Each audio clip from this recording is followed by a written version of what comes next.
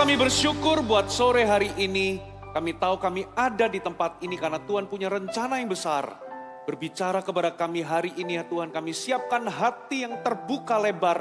Mendengarkan kebenaran Tuhan dan kami, ya Tuhan kami mengakui bahwa otoritas tertinggi dalam hidup kami adalah firman-Mu. Kami tundukkan hati dan pikiran kami percaya ketika kami tangkap firman-Mu, pulang dari tempat ini hati kami, hidup kami diubahkan. Terima kasih Bapa, pakai setiap kami ya Tuhan. Pakai setiap kami untuk genapi setiap rencana-Mu. Terima kasih Tuhan, terima kasih Tuhan. Kami sambut firman-Mu, mari semua yang haus dan lapar katakan. Amin, tepuk tangan bagi Tuhan kita. Sebelum kalian semua duduk, berikan tos buat kanan kiri, muka belakang, katakan Tuhan rindu memakaimu besar. Oke, terima kasih buat tim Praise and Worship semuanya, boleh duduk kembali. Shalom semua. Senang bisa ada di tempat ini, khususnya di ibadat tin dari AOG Service kita. Hari ini Pastor Fuji, Ko Fuji akan bagikan sesuatu yang sangat penting, khususnya berkaitan dengan kepemimpinan. Saya percaya bahwa Tuhan itu ingin memakai kita semua, katakan amin. Tuhan itu mengatur kita semua untuk menjadi terang. Kita itu punya identitas adalah terang dan terang itu atau lampu itu selalu ditempatkan di atas bukan di bawah. Tuhan ingin kita bersinar. Makanya ada sebuah firman dikatakan bahwa engkau akan terus naik dan bukan menjadi turun. Engkau akan menjadi kepala dan bukan menjadi ekor. Berarti Tuhan itu mau pakai setiap anak Tuhan itu jadi pemimpin. Katakan amin. Menjadi influencer bagi kerajaannya. Tuhan ingin kita memberikan pengaruh. Sifat dari terang atau sifat dari garam itu adalah memberikan pengaruh. Terang itu berfungsi untuk memberikan pengaruh bagi lingkungan sekitar yang gelap supaya mereka bisa melihat tidak lagi di dalam kegelapan. Garam itu punya pengaruh kalau makanan itu hambar maka dikasih garam dan garam itu akan mempengaruhi lingkungannya. Ternyata Tuhan itu ingin memakai kita menjadi pemimpin supaya kita itu bisa menjadi pengaruh yang berdampak buat orang-orang di sekitar kita. Katakan amin. Tengok kanan kiri, kamu ditentukan untuk jadi pemimpin. Nah hari ini ada satu hal yang Tuhan itu taruh dalam hati Pastor Fuji untuk bisa katakan buat calon-calon pemimpin di tempat ini. Setiap kita itu pasti akan jadi pemimpin. Entahkah di dalam gereja ini, kalian semua dipersiapkan untuk menjadi pemimpin kelompok sel, atau nanti Tuhan itu akan persiapkan di dalam dunia ini, di tempat di mana kalian ditempatkan, entah itu di sekolah, entah nanti kalau kalian sudah kerja, kalian jadi pemimpin di tempat kerja, atau someday kalian semua ini akan menikah, dan saudara itu akan jadi pemimpin bagi keluarga. Someday kalian juga punya anak-anak, kalian akan menjadi orang tua. Dan Tuhan itu di dalam semua aspek hidup kita, Tuhan rindu kita, mengangkat kita menjadi kepala dan bukan menjadi ekor. Ada amin. Nah itulah sebabnya penting untuk kita ini jadi pemimpin yang kuat. Hari ini Pastor Fuji kasih judul, pemimpin yang kuat. Bagaimana kita itu bisa menjadi strong leaders. Kita akan belajar ya dari satu orang yang bernama Harun. Coba kita buka sebelumnya, kita buka Keluaran pasal yang ke-24, kita baca ayat 13 sampai ayat 14. Keluaran 24 ayat 13 sampai ayat 14. Lalu bangunlah Musa dengan Yosua, abdinya, maka naiklah Musa ke atas gunung Allah itu. Tetapi kepada para tua-tua itu Musa berkata, tinggallah di sini menunggu kami, sampai kami kembali lagi kepadamu. Bukankah Harun dan siapa? Hur ada bersama-sama dengan kamu. Siapa yang ada perkaranya atau siapa yang ada masalah, datanglah kepada mereka. Coba semuanya lihat Pastor Fuji sebentar. Tuhan itu memerintahkan Musa untuk naik ke atas gunung. Di atas gunung itu Tuhan akan menunjukkan kemuliaannya. Itulah Gunung Sinai. Lalu apa yang terjadi? Musa itu mengajak abdinya yang bernama Yosua. Waktu itu Yosua masih sangat muda. ya untuk naik bersama-sama ke gunung itu. Lalu sementara mereka ada di dalam sebuah titik, mereka itu diiringi saudara, mereka itu diiringi sama 70 tua-tua atau para pemimpin bangsa Israel pada zaman itu. Lalu sampai di sebuah titik, Musa itu berkata, aku akan naik lebih tinggi bersama dengan Yosua. Engkau pulanglah, tunggulah di sini. Ya, tunggulah di sini sampai kami kembali kepadamu. Jadi Musa itu berpesan kepada 70 tua-tua para pemimpin bangsa itu, tunggu di sini, jangan ikut kami. Ya, bukankah ada Harun dan Hur bersamamu? Selama aku nggak ada, kalau ada masalah, datanglah kepada wakil-wakilku, yaitu Harun dan Hur. Lalu apa yang terjadi? Ini yang terjadi. Coba kita baca Keluaran pasal yang ke-32. Kita baca ayat 1 sampai ayat yang ke-6. Keluaran 32 ayat 1 sampai ayat yang ke-6. Yang sudah ketemu katakan amin. Ketika bangsa itu melihat bahwa Musa mengundur-undurkan turun dari gunung itu. Jadi ternyata Musa itu nggak turun-turun. Maka berkumpullah mereka ini orang-orang Israel, tua-tua bangsa itu. Mengerumuni siapa? Harun dan berkata kepadanya, mari buatlah untuk kami Allah yang akan berjalan di depan kami. Sebab Musa ini orang yang telah memimpin kami keluar dari tanah Mesir, kami nggak tahu apa yang terjadi dengan dia. Lalu berkatalah Harun kepada mereka, tanggalkanlah anting-anting emas yang ada pada telinga istrimu, anakmu laki-laki dan perempuan, dan bawalah semuanya itu kepadamu. Lalu seluruh bangsa itu menanggalkan anting-anting emas yang ada pada telinga mereka dan membawanya kepada Harun. Diterimalanya itu dari tangan mereka, dibentuknya dengan pahat dan dibuatnya daripada anak lembu tuangan. Kemudian berkatalah mereka, hai Israel, inilah Allahmu yang telah menuntun engkau keluar dari tanah Mesir. Ketika Harun melihat itu, didirikannya mezbah di depan anak lembu itu. Berserulah Harun, katanya, besok hari raya bagi Tuhan. Tuhan di sini itu Yahweh. Besok hari raya bagi Yahweh. Dan keesokan harinya pagi-pagi mereka mempersembahkan korban bakaran dan korban keselamatan. Sesudah itu duduklah bangsa itu untuk makan dan minum. Kemudian bangunlah mereka dan bersukaria. Jadi mereka ternyata celebrate. Oke, sampai sini. Jadi coba perhatikan. Musa itu naik ke atas gunung.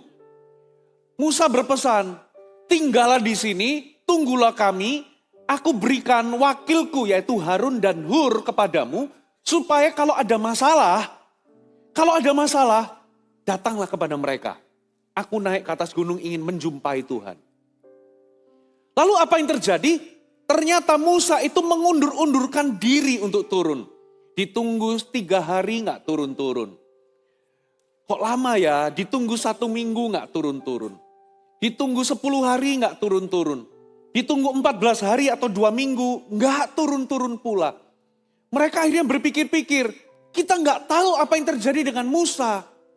Bayanganku Musa itu pergi ke atas, mungkin cuma sehari 2 hari, atau 3 hari, paling maksimal, Musa akan turun. Kenapa? Nggak mungkin orang nggak makan lebih dari 3 hari. Ini udah lebih dari 2 minggu nggak turun-turun. Ditunggu 3 minggu, gak turun-turun. 21 hari 3 minggu. Ditunggu 1 bulan, gak turun-turun. Berapa lama Musa di atas gunung? 40 hari 40 malam. Lebih dari 1 bulan. Akhirnya mereka berkata satu sama lain, ini Musa pasti mati. Kita gak tahu apa yang terjadi. Di atas sana gak ada makanan. Ini pasti mati. Lalu mereka itu menemui Harun. Katakan menemui Harun. Ingat wakilnya ada berapa? Wakilnya Musa? Harun dan Hur. Mereka menemui Harun. Lalu mereka berkata, buatkan kami Allah.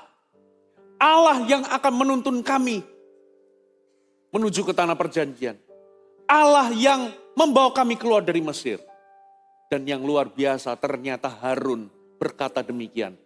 Oke, kalau begitu semua anting-anting, semua emas, anting-anting perhiasan, semua kumpulkan termasuk itu bukan hanya orang dewasa tapi termasuk anak-anak, laki-laki dan perempuan, kumpulkan semua. Ternyata Harun itu membuat patung anak lembu emas yang dituang di pahat. Lalu Harun itu mendirikan mezbah penyembahan untuk anak lembu emas itu. Orang-orang Israel berkata ketika patung itu jadi, para tua-tua berkata, "Hai orang Israel, inilah Allahmu yang menuntunmu keluar dari Mesir." Lalu Harun berkata demikian, "Besok adalah hari raya untuk Yahweh." Lalu mereka itu makan minum bersukaria. Saudara, penting untuk kita semua jadi pemimpin yang kuat. Katakan pemimpin yang kuat. Tuhan itu ingin kita jadi pemimpin. Tapi lebih dari itu Tuhan ingin jadi pemimpin yang kuat. Hari-hari ini di mana-mana terjadi krisis kepemimpinan termasuk di dalam gereja. Bukan hanya di dalam gereja, termasuk di dalam rumah tangga, di dalam keluarga. Krisis kepemimpinan. Tahu nggak jatuh bangunnya sebuah organisasi, sebuah gereja atau bahkan semua bangsa itu terletak di tangan para pemimpin. Itu sebabnya menjadi pemimpin itu perannya sangat penting. Dan dibutuhkan pemimpin yang kuat. Katakan amin. Nah hari ini Pastor Fuji terbeban. Mumpung kalian masih muda, kalian bisa berlatih untuk bagaimana menjadi pemimpin yang kuat. Amin. Nah paling tidak dari ceritanya Harun, ada 3 karakteristik pemimpin yang lemah. Dari kepemimpinan Harun kita bisa mendefinisikan ciri-ciri dari pemimpin yang lemah itu seperti apa sih? Catat baik-baik.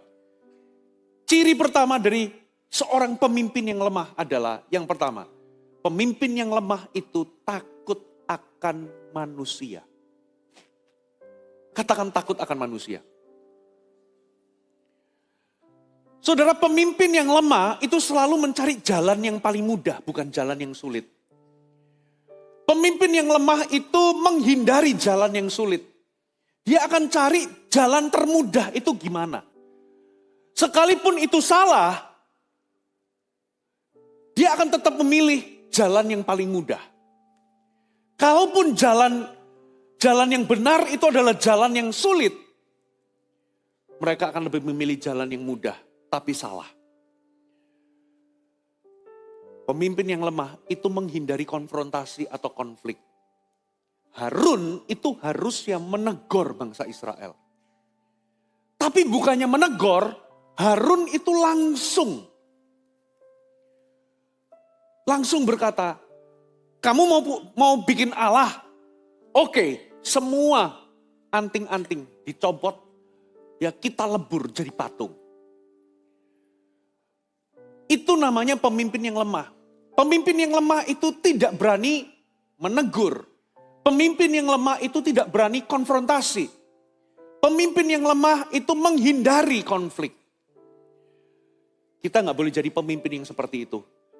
Kenapa Harun itu menghindari konflik? Kenapa Harun nggak berani menegur bangsa Israel? Sederhana, Harun itu lebih takut sama manusia ketimbang sama Tuhan. Makanya orang yang mau jadi pemimpin, pertama-tama yang dibentuk itu sama Tuhan itu adalah tentang satu hal ini. Apakah kalian itu lebih takut sama manusia atau lebih takut sama Tuhan? Coba kita baca satu ayat ya. Coba kita baca satu ayat. Kita baca di Matius pasal yang ke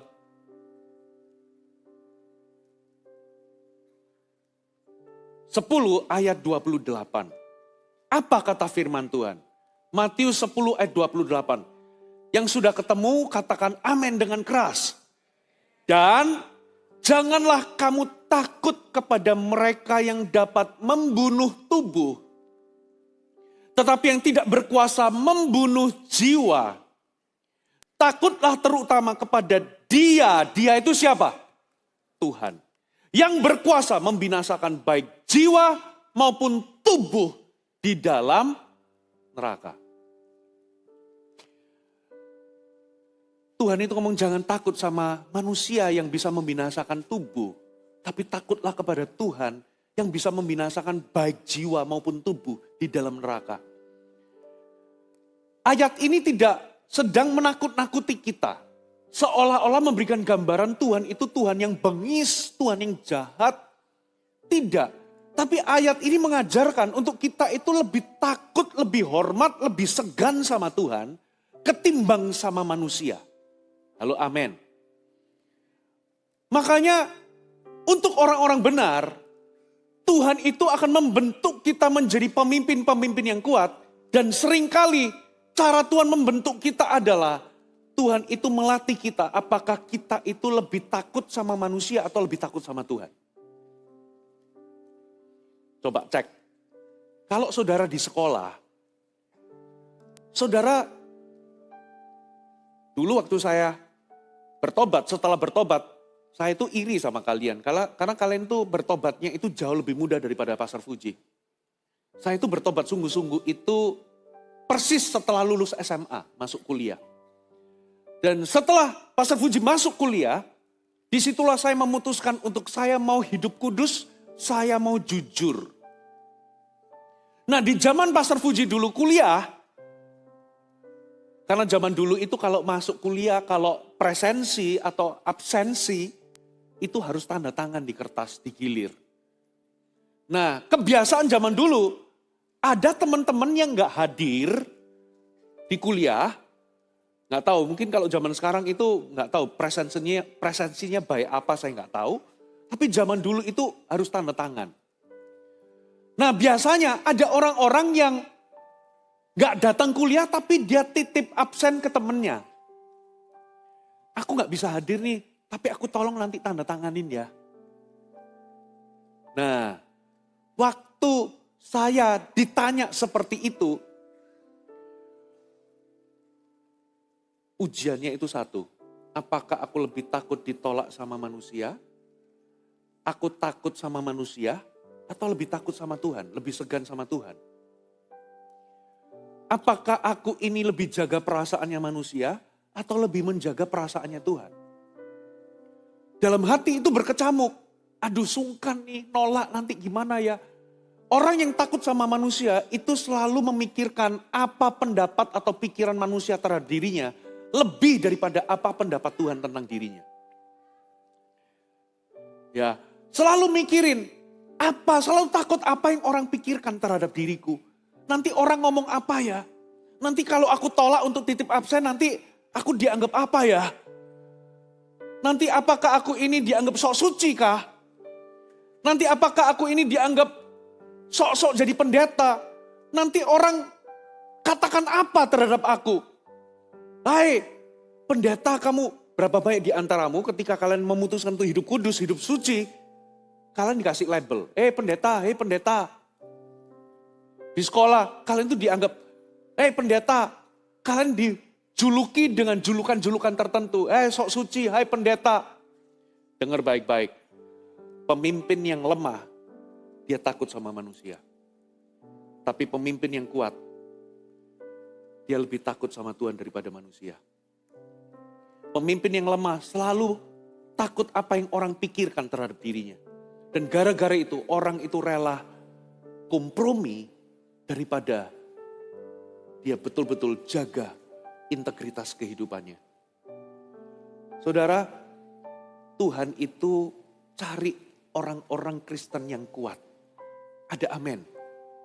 Harun itu harusnya menegur bangsa Israel. Siapa yang tahu Harun? Harun ini punya punya kekuatan. Dia itu kakaknya Musa loh saudara. Dia itu bukan adiknya Musa, dia itu kakaknya Musa. Dia itu punya karunia lebih daripada Musa. Harun itu seorang komunikator yang handal. Musa itu seseorang yang berat lidah. Bahkan Ya, Musa itu dijadikan penyambung lidahnya Tuhan, jadi nabinya Tuhan. Kalau Tuhan ngomong apa, Musa harus sampaikan. Tapi karena Musa ini berat lidah, sesekali dia itu minta tolong kepada siapa? Kakaknya untuk jadi penyambung lidahnya ngomong sama bangsa Israel. Jadi Harun itu juru bicaranya Musa. Jadi Harun ini seharusnya dihormati juga. Sama seperti orang Israel menghormati Musa. Dan lebih dari itu, Harun ini sebetulnya seorang yang cukup humble. Kenapa? Dia itu koko, dia itu kakak. Tapi Musa yang dipilih Tuhan jadi pemimpin, dia itu mau menundukkan diri kepada Musa. Dan bahkan lebih dari itu, Harun itu ditunjuk menjadi imam besar yang pertama. Katakan imam besar yang pertama. Seorang imam itu harus mengajar umatnya atau umat Israel. Seorang imam itu harus bisa mengajar umat Tuhan. Nah, yang dilakukan Harun bukannya Harun itu menegur, tapi Harun itu mengambil jalan yang mudah. Karena apa? Karena Harun takut sama manusia. Yang jadi pertanyaan, loh, Pastor Fuji, kok cuman datangnya sama Harun? Di manakah Hur? Siapa yang tahu Hur di mana? Kalau kalian selidiki Alkitab, Hur itu sudah nggak ketahuan lagi, nggak tertulis lagi. Di Alkitab sudah hilang, lenyap, gitu aja. Mau tahu di manakah Hur? Kalau kalian nanti cek, ya ternyata lewat tulisan sejarahnya bangsa Israel atau buku Talmud. Itu adalah buku kitab suci, salah satu buku yang ditulis oleh orang-orang Yahudi pada zaman itu. Ternyata Hur itu sebetulnya sudah dibunuh sama orang Israel. Kenapa? Pertama-tama mereka itu datang kepada Hur minta dibuat patung anak lembu emas. Dibuatkan Allah, tapi Hur itu menolak. Dan oleh sebab itu, Hur itu dieksekusi sama orang-orang Israel. Makanya Hur gak kelihatan lagi setelah itu. Nah, Harun melihat itu jadi takut. Makanya Harun itu jadi takut sama manusia. Dia berpikir, nanti aku juga dibunuh seperti Hur. Makanya Harun tiba-tiba langsung berkata, oke, kumpulkan aja semua anting-anting. Dibikin, dipahat pakai tangannya sendiri, dilebur itu emas. Dibuatlah patung anak lembu emas sambil berkata, inilah Allahmu. Poin pertama, pemimpin yang lemah adalah pemimpin yang takut akan manusia. Ciri-ciri kedua, pemimpin yang lemah adalah pemimpin yang tidak bisa berkata tidak. Pemimpin yang lemah itu enggak tegas. Pemimpin yang lemah itu kompromi, katakan kompromi. Coba, di ayat 5 yang kita baca sekali lagi ya. Ayat 5 yang kita baca, Keluaran 32, kita baca sekali lagi ayat yang kelima. Dikatakan begini. Sebentar. Ketika Harun melihat itu, didirikannya mezbah di depan anak lembu itu. Berserulah Harun katanya, besok hari raya bagi apa saudara? Tuhan di sini itu kata Tuhan inilah Yahweh. Inilah sinkretisme pertama pada zaman bagi umat Tuhan. Sinkretisme itu kalau bingungin Pastor Fuji ngomong apa ya? Sinkretisme itu percampuran antara penyembahan kepada Tuhan dengan penyembahan berhala di mix jadi satu. Itu namanya sinkretisme. Harun itu membuat patung tapi berkata kita menyembah Yahweh. Harun itu bangun berhala tapi berkata ini besok itu kita merayakan, besok adalah hari raya penyembahan kepada Yahweh. Tapi penyembahannya itu kepada berhala. Inilah yang namanya percampuran. Inilah yang saya katakan kompromi. Katakan kompromi. Harun itu gak berani berkata tidak.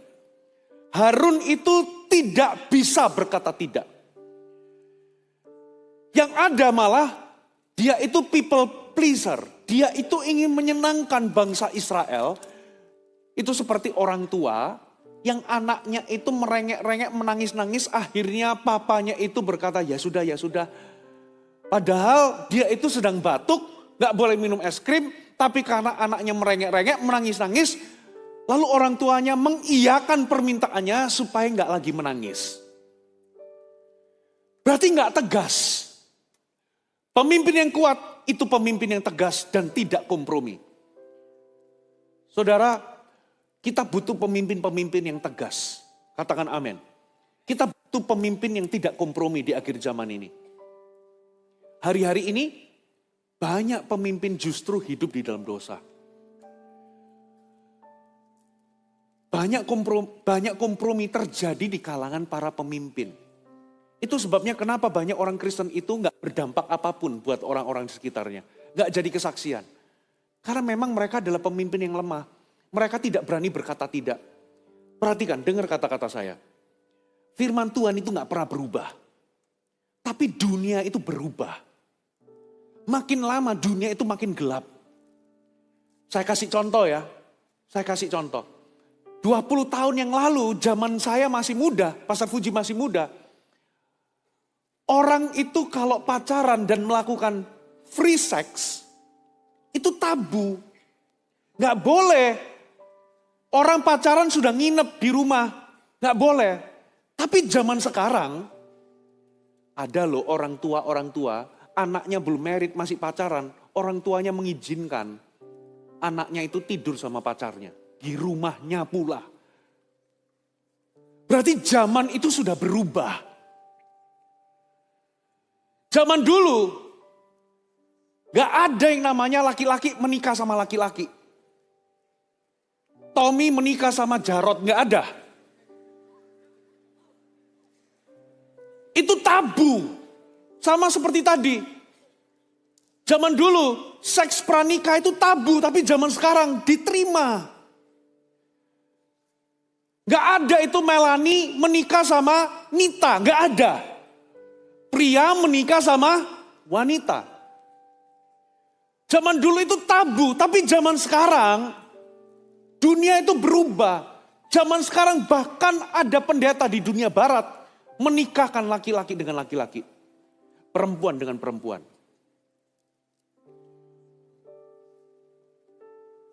Kita tahu firman Allah tegas. Gender itu hanya ada dua. Laki-laki dan gak ada di tengah-tengah. Itu gak ada. Gak ada. Non-binary itu gak ada. Tapi sekarang dunia ini mengatakan bahwa gender itu spektrum. Gak cuma dua. Sekarang kalau kalian pergi ke dunia barat, kalau ada seorang wanita mengaku bahwa aku bukan wanita, kalian gak boleh ngomong, oh kamu itu wanita, lihat kamu itu penampakan fisiknya wanita. Kalau dia ngomong aku bukan wanita, Anda gak boleh ngomong dia wanita. Itu menyalahi hak asasi manusia. Bahkan sekarang ada orang menganggap dirinya itu bukan manusia. LGBTQ, queer itu adalah spektrum. Tergantung dia itu menganggap dirinya apa. Kalau ada pria tapi menganggap dirinya wanita, Anda gak bisa ngomong pria. Kalau ada wanita menganggap dirinya itu pria, Anda gak bisa ngomong kamu wanita. Termasuk Q-nya itu, queer itu spektrum. Ada orang itu menganggap dirinya seperti binatang peliharaan. Ada orang yang menganggap, aku ini kucing. Loh, enggak, kamu itu pria, enggak boleh. Itu hak asasi, aku ini kucing. Padahal firman Allah jelas, gender itu cuma ada dua. Katakan ada dua.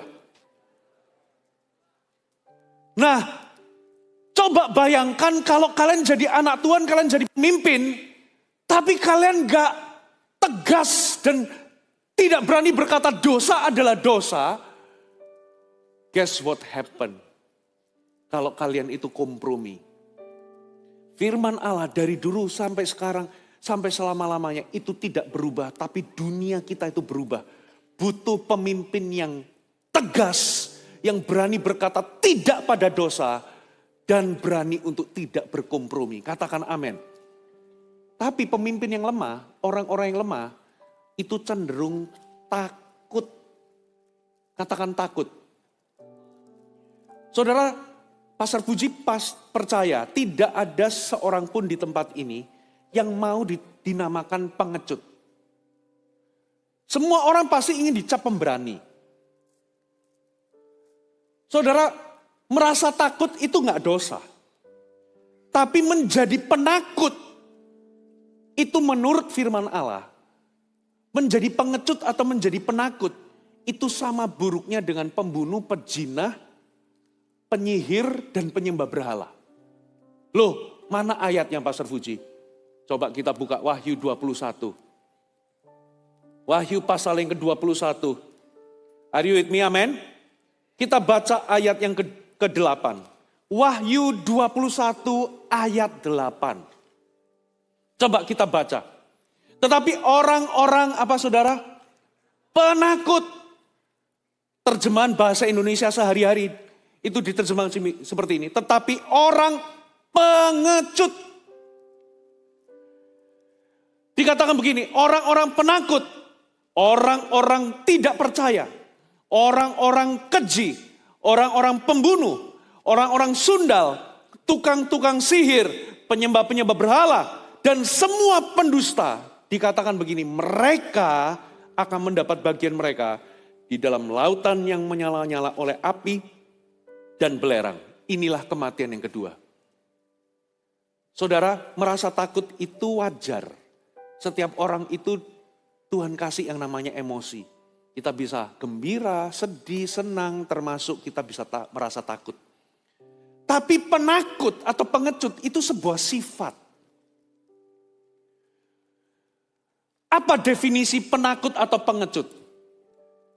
Ini adalah sifat yang dimiliki oleh orang-orang tertentu yang selalu merasa takut berlebihan. Sehingga mereka itu tidak mau atau tidak berani berkata benar atau melakukan hal yang benar. Itu namanya penakut atau pengecut. Saya ulangi. Penakut atau pengecut itu adalah sebuah sifat yang dimiliki seseorang karena takut yang berlebihan atau selalu merasa takut tentang segala hal. Sehingga orang ini tidak berani untuk melakukan hal yang benar atau mengatakan hal yang benar. Itu namanya pengecut. By the way, definisi pemberani itu bukan berarti orangnya nggak pernah merasa takut. Pemberani itu adalah walaupun dia merasa takut, tapi dia tetap melangkah berbuat benar. Katakan amin. Itulah courage, itulah pemberani. Nah, Harun yang pertama takut sama manusia, yang kedua dia tidak tegas atau tidak berani berkata tidak. Dia kompromi. Dia ngomong, dia bikin patung tapi ngomongnya kita menyembah Yahweh. Dia kompromi. Dengar baik-baik. Saudara, ternyata menjadi penakut itu sama buruknya dengan pembunuh, penyihir, kata Alkitab, orang-orang keji, orang-orang gak percaya, penyembah-penyembah berhala, dan orang-orang sundal. Dikatakan mereka itu satu paket. Mereka tidak mendapatkan bagian dalam kerajaan Allah. Saudara, orang yang pemimpin yang kuat, dia itu berani tegas. Dia berani berkata dosa adalah dosa. Dia tidak kompromi. Katakan amin. Saudara harus berani untuk gak kompromi. Apa lawan katanya kompromi? Apa lawan katanya tegas atau tidak berani atau berani berkata tidak sama dosa? Lawan katanya adalah kompromi. Kompromi itu artinya apa sih? Saudara itu malah mentoleransi yang namanya dosa. Katakan mentoleransi. Saudara gak mungkin bisa mengalahkan sesuatu yang kalian toleransi. Gak mungkin kalian bisa mengalahkan sesuatu yang kalian toleransi. Saudara gak boleh mentoleransi dosa sedikit pun. Orang yang mentoleransi dosa itu biasanya akan make provision atau memberikan fasilitas untuk berbuat dosa. Coba ya kita buka satu ayat ya. Satu ayat. Coba kita buka sama-sama Roma pasal yang 13 ayat 14. Tetapi kenakanlah Tuhan Yesus. Roma 13 ayat 14. Oke. Tetapi kenakanlah Tuhan Yesus Kristus sebagai perlengkapan senjata terang. Dan perhatikan kalimat terakhirnya. Janganlah merawat tubuhmu untuk memuaskan apa? Keinginannya. Terjemahan bahasa Inggrisnya. Versi English Standard Version dikatakan.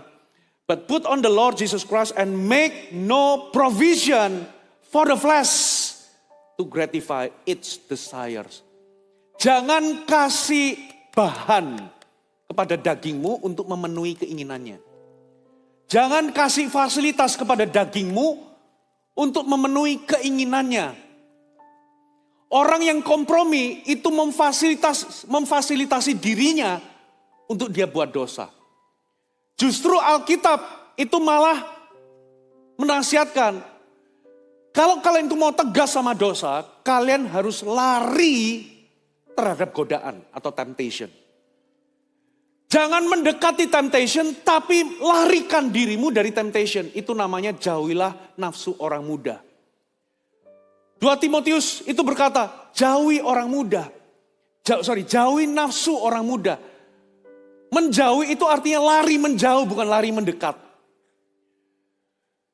Coba kalau terjadi kebakaran, kalian lari menjauh atau lari mendekat? Kalian pasti akan lari menjauh dari api. Kenapa? Karena api itu berbahaya. Godaan itu berbahaya. Dosa itu bahaya. Kita nggak boleh dekat-dekat. Kita nggak boleh mentoleransi sedikit pun dosa. Karena dosa itu menghancurkan hidup kita. Tapi sayangnya banyak orang Kristen itu kompromi. Yusuf itu tidak memberikan kesempatan untuk istri dari Potifar. Dia bahkan gak mau deket-deket dengan istri Potifar. Tidak bercakap-cakap dengannya. Bahkan ada satu kali ketika di rumah itu gak ada orang sama sekali. Istri Potifar itu menggoda Yusuf untuk tidur dengannya. Apa yang dilakukan Yusuf? Yusuf tidak berkompromi sedikit pun, tidak mentoleransi sedikit pun. Dia gak bercakap-cakap atau berargumen. Yang ada dia tanggalkan jaketnya. Jubahnya pada waktu itu, dia itu pakai jubah, jaket. Lalu dia lari. Katakan lari. Jangan mendekati dosa. Hindarkan dirimu dari godaan. Saya kasih contoh, apa maksudnya menghindarkan dirimu dari godaan? Saudara, kalau saudara tahu bahwa, gini loh, pergi ke klub malam, itu dosa apa enggak? Enggak, saudara. Kalian pergi masuk ke klub malam itu enggak langsung membuatmu jatuh dalam dosa. Oh, berdosa. No. Tapi kalau kalian tahu dengan kalian itu pergi ke klub malam, itu membawamu kepada pencobaan atau godaan demi godaan yang bisa membuatmu jatuh dalam dosa, lebih baik Anda menghindari klub malam seumur hidup. Gak usah pergi ke klub malam. Kok amennya gak ada?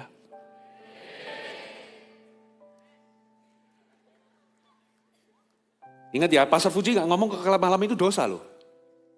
Tapi kalau kalian tahu, di situ itu banyak orang, kalau jahit pakaian itu selalu kurang setengah meter, dan itu membuatmu jatuh dalam berbagai-bagai pencobaan. Yang Alkitab katakan, kitab Amsal berkata, orang bijaksana itu kalau melihat ada bahaya, dia menghindari atau lari menjauh, bukan mendekatinya.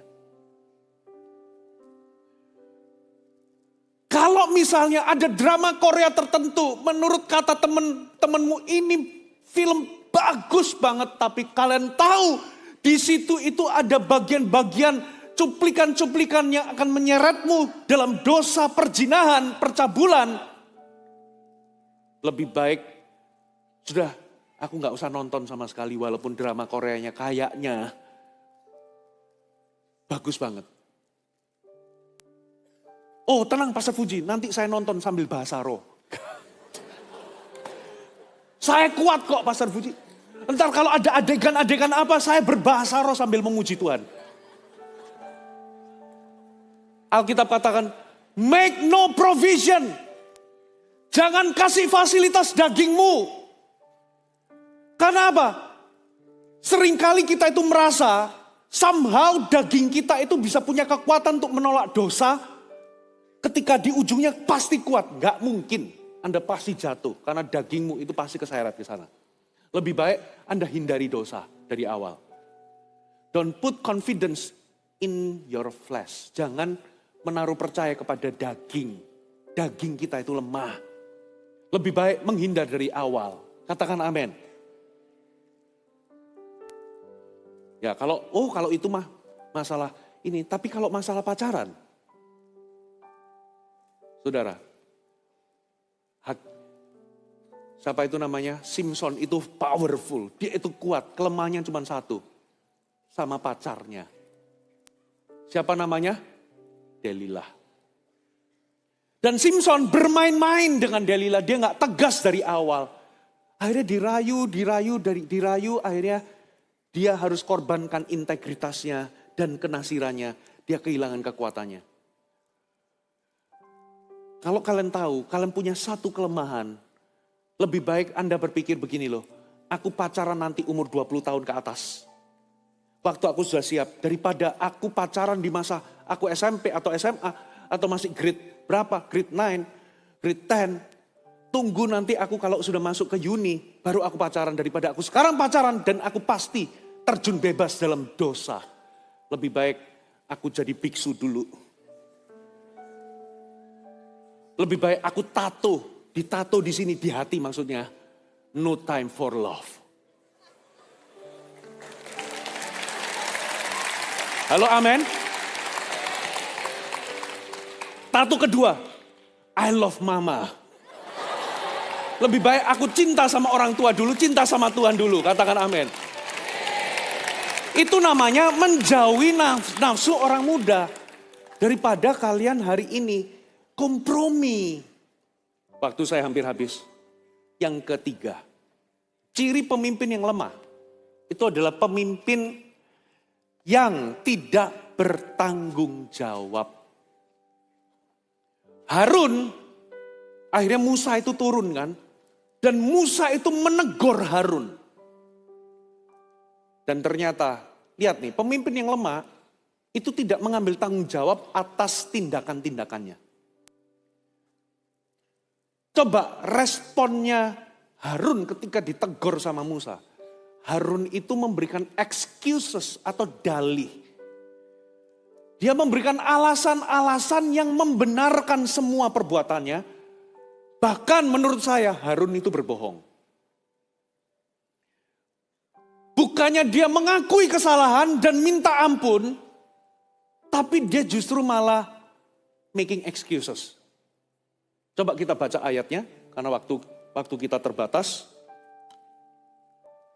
Kita baca di Keluaran pasal yang ke-32 ayat 19-24. Dan ketika ia dekat ke perkemahan, maksudnya Musa, dan melihat anak lembu dan melihat orang menari-nari, maka bangkitlah amarah Musa. Dilemparkannyalah kedua loh itu dari tangannya, dipecahkannya pada kaki gunung itu. Sesudah itu diambilnyalah anak lembu yang dibuat mereka itu.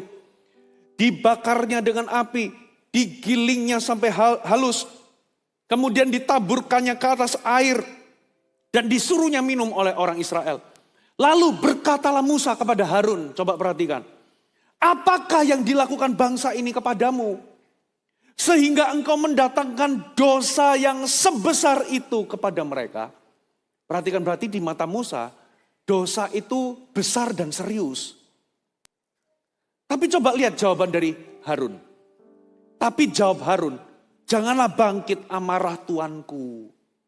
Perhatikan, katakan janganlah bangkit amarah Tuanku. Nah perhatikan ya, Musa lihat orang Israel itu bikin patung penyembahan berhala dan berkata ini Yahweh. Musa itu marah. Karena apa? Ini dosa serius. Makanya dia itu sampai marah. Katakan marah. Lalu dia itu menegur si Harun. Apa yang diperbuat bangsa Israel terhadapmu sampai-sampai kamu itu membuat mereka berdosa. Dosa sedemikian serius dan sedemikian besar. Tapi jawabnya Harun. Halo Tuanku, santai aja lah. Gak usah marah. Janganlah bangkit amarahmu. Berarti di mata Harun, dosa itu nggak serius. Dosa itu nggak besar. Santai aja, nggak usah berlebihan lah. Pakai marah-marah segala. Lihat, dia ini pemimpin yang bertanggung jawab. Ciri, kenapa dia nggak bertanggung jawab? Yang pertama, dia itu mengecilkan dosa. Membuat enteng dan menganggap enteng dosa. Sesuatu yang demikian serius dan melukai hati Tuhan. Tuhan sendiri loh ngomong sama Musa. Hatiku disakiti. Lihat bangsa ini berbuat dosa besar. Tapi di mata Harun, itu kecil, gak usah pakai marah-marah, berlebihan. Berlebihan. Mengecilkan dosa. Lalu yang kedua, respon kedua, coba lihat ayat selanjutnya, dikatakan begini. Engkau sendiri tahu bahwa bangsa ini jahat semata-mata. Yang kedua, dalih excuse yang kedua adalah, bangsa ini memang jahat. Semua orang melakukannya kok. Karena semua orang melakukannya ya sudah aku suruh mereka lakukan. Saudara, sekalipun semua orang berbuat dosa, pemimpin yang kuat, dia tetap akan berdiri untuk hidup kudus. Katakan amin. Bangsa ini jahat kok. Mereka itu loh bangsa yang tegar tengkuk. Ini bukan kesalahanku, ini kesalahan bangsa ini karena memang bangsa ini jahat. Coba jawaban ketiga. Dikatakan begini. Tetapi ayat 23, mereka berkata kepadaku, buatlah untuk kami Allah yang akan berjalan di depan kami sebab Musa ini orang yang telah memimpin kami keluar dari tanah Mesir. Kami nggak tahu apa yang telah terjadi dengan dia. Lalu aku berkata kepada mereka, perhatikan. Siapa yang punya emas harus menanggalkannya. Mereka memberikan emas itu kepadaku, perhatikan. Dan aku melemparkannya kemana? Aku melemparkannya ke dalam api. Dan apa? Tiba-tiba nongol patung anak lembu emas. Jadi coba lihat saya, lihat Pastor Fuji. Jadi mereka itu minta dibikin patung, dibikinkan Allah yang memimpin kami. Ya sudah, aku berkata, tanggalkan semua milikmu, lalu aku menerima emas-emas mereka. Dan yang aku lakukan cuman aku ngelempar ini ke api. Tiba-tiba waktu aku lempar, nongol, muncul patung. Dengan kata lain, ini di luar kontrol. Ini di luar kendaliku. Aku ini cuman ngumpulin emas, aku cuman lempar ke api. Tiba-tiba waktu tak lempar, keluarlah patung itu dengan sendirinya. Di titik ini Harun bohong gak? Bohong. Alkitab katakan siapa yang memahat? Siapa yang melebur? Siapa yang dirikan mezbah penyembahan untuk patung anak lembu emas? Harun sendiri. Dengan tangannya sendiri dipahat sendiri, dilebur sendiri. Tapi dia ngakunya, ini di luar kendaliku kok. Aku cuma ngelempar ke api, tiba-tiba muncul sendiri itu patung. Dengan kata lain, dia tidak mau bertanggung jawab atas apa yang dia lakukan. Sederhananya, dia nggak ngaku salah, dia malah menyalahkan bangsa Israel.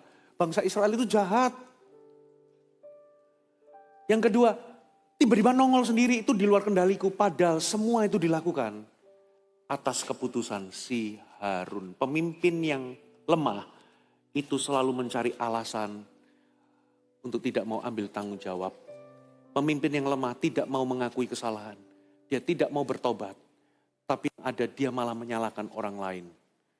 Tapi pemimpin yang kuat, kalau dia berbuat salah, dia berani mengakui kesalahan. Dia berani ambil tanggung jawab atas tindakannya. Sekarang kalian pilih yang mana? Kalian mau pilih jadi pemimpin yang kuat dan dipakai Allah untuk bersinar di tengah dunia yang cemar, atau kalian mau jadi pemimpin tipe Harun, pemimpin yang lemah? Mari kita bangkit berdiri sama-sama.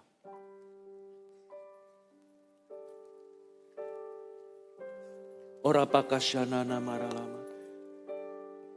Ku sembah Kau dalam roh dan kebenaran sepanjang jalan hidupku. hanya satu yang aku rindukan, selalu senangkanmu. Sembah Kau Ku sembah Kau dalam roh dan kebenaran, sepanjang jalan hidupku. Oh, hanya satu yang aku rindukan, selalu senangkanmu. Ku sembah Kau. Ora baka syarala barala barala barala barala barala. dalam roh dan kebenaran, sepanjang jalan hidupku. Oh, hanya satu Yang aku rindukan, selalu. Sekali lagi, ku sembah Kau. Ku sembah Kau dalam roh dan kebenaran, sepanjang jalan hidupku. Oh, hanya satu yang aku rindukan, selalu senang. Semua lihat Pastor Puji. Sebelum Pastor Puji akan tutup, berapa banyak di antara kalian yang mau berkata, Tuhan pakai aku. Tuhan, aku mau menjadi pemimpin yang dipakai Tuhan di akhir zaman ini. Pemimpin yang kuat, yang terus Tuhan akan pakai bersinar seperti terang dan seperti garam, mempengaruhi dunia yang berdosa ini. Alkitab katakan, orang yang menyucikan dirinya, Tuhan akan pandang dia layak untuk dipakai perkara-perkara mulia. Berapa banyak yang mau berkata, Pastor Puji, aku mau bertobat, aku mau sungguh-sungguh kalau selama ini aku kompromi. Ada beberapa area aku itu takut sama apa yang orang lain pikirkan. Aku takut dikatakan fanatik, aku takut dikatakan sok suci. Aku takut nanti dikatakan aneh. Tapi hari ini aku mau bertobat, aku lebih memilih untuk takut kepada Tuhan dan lebih memilih untuk dipakai Tuhan. Pastor Puji, aku cenderung kompromi. Aku cenderung setengah-setengah. Sama anak lembu emas iya, tapi sama Yahweh juga iya. Sama dunia iya, sama Tuhan juga iya. Tapi hari ini aku mau bertobat. Dan yang terakhir, Pastor Puji, aku mau menjadi pribadi yang bertanggung jawab. Aku gak mau menjadi orang yang hatinya keras. Selalu menyalahkan lingkungan, menyalahkan orang lain. Kenapa kok kamu narkoba? Ya karena papa mamaku bercerai. Orang tuaku gak harmonis, makanya aku seperti ini. Aku gak mau lagi menyalahkan orang lain, keadaan, kondisi. Tapi hari ini aku ambil tanggung jawab atas keputusanku. Dan hari ini aku mau mengaku, kalau aku tahu, kalau aku berdosa, aku mau bertobat dan minta ampun. Semuanya pejaman mata, kalau ada orang-orang yang hari ini kalian berkata seperti itu, aku mau bertobat, aku mau Tuhan pakai aku mau sungguh-sungguh dengan Tuhan. Angkat tanganmu tinggi-tinggi. Ora pakasyana namarala barala barala. Syakarala barala barala. Dengan cepat, saya rindu mendoakan kalian dari depan sini. Yang angkat tangan siapapun engkau, keluar dari bangkumu dengan cepat, larilah ke depan sini. Ora pakasyadala barala barala barala barala barala barala barala barala barala. Syakarala barala barala barala barala barala barala barala barala barala barala barala. Syakarala barala barala barala barala barala barala barala barala barala. Syakabarala barala barala barala barala barala barala barala barala barala. Ora bakasyadala barala barala barala barala barala barala. Ora bakasyadala barala barala barala. Ini adalah tempat anugerah, bukan tempat penghakiman. Tuhan melihat hatimu, Tuhan melihat langkah imanmu. Kau maju di tempat ini. Di dalam nama Yesus, Tuhan akan menandai hidupmu. Dia akan mempersiapkanmu. Kau akan menerima sebuah anugerah yang memampukanmu untuk bangkit menjadi pemimpin-pemimpin yang kuat di hadapan Tuhan. Hari ini kalau engkau bertobat sungguh-sungguh, tidak dipandangnya hina setiap hati yang hancur. Bolehkah para pemimpin yang tidak maju full timer dengan cepat tumpang tangan satu persatu? Para pendoa,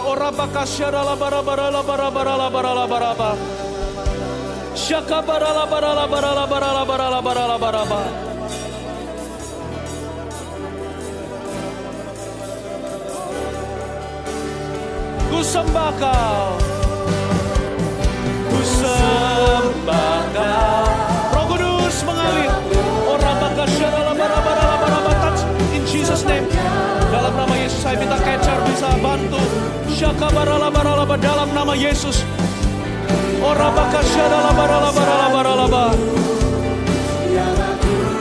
Duka selalu senangkanmu. Ku sembah Kau, ku sembah Kau. Yang tidak maju, angkat tanganmu, mari sembah. Sembah Tuhan bersama-sama. Jalan hidupku, oh, hanya satu yang aku rindukan, selalu senang. Roh Kudus, jamah setiap pribadi. Dalam roh dan kebenaran, sepanjang jalan hidupku, oh, hanya satu yang aku rindukan, selalu senangkanku. Ku sembah Kau, dalam roh dan kebenaran, sepanjang jalan hidupku, oh, hanya satu yang aku rindukan, selalu senangkanku.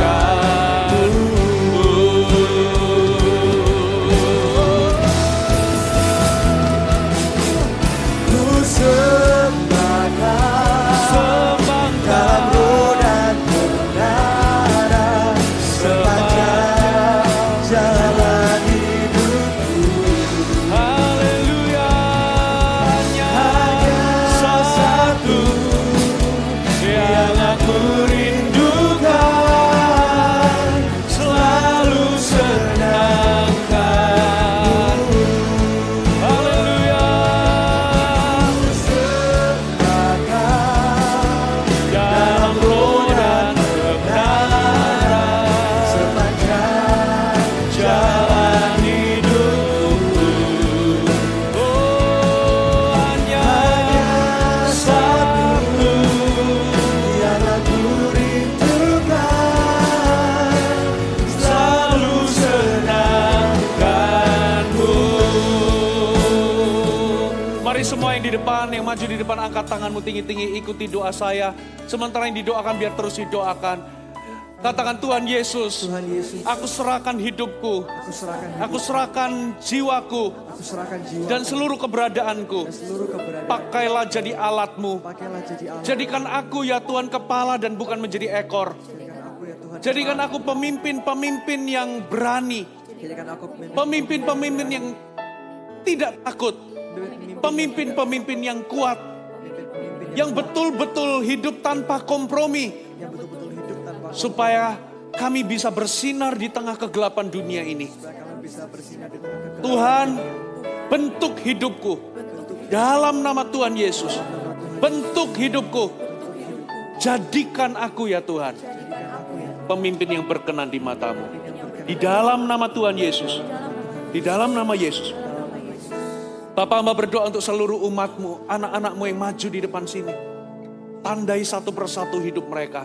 Firman sudah dibagikan dan hamba-Mu percaya firman-Mu tidak kembali sia-sia.